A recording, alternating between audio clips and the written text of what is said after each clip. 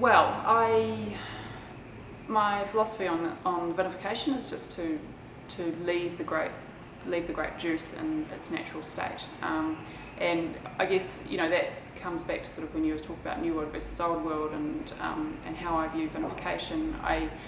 Through my history, I went through a New World winemaking school, and was sort of in that school I was really taught to add things until it tasted better. It was a real intervention sort of approach, like we humans can make this better, and we can improve this. We take this and then we improve it, and that was really the mentality that I was taught.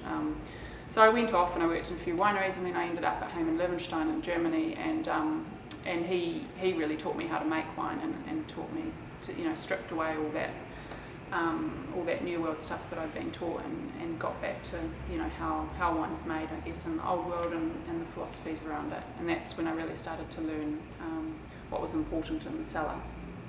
And for me, things like not adding a bunch of sulphur in the beginning of the process, so that you get your sulphur, then I think you get your sulphur out of balance, and then you're fighting this battle all the way through to the end to try and fix, correct things.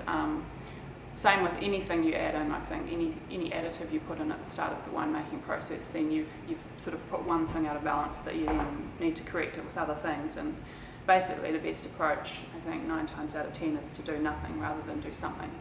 And I really like that quote by Van Gogh, who said how difficult it is to be simple.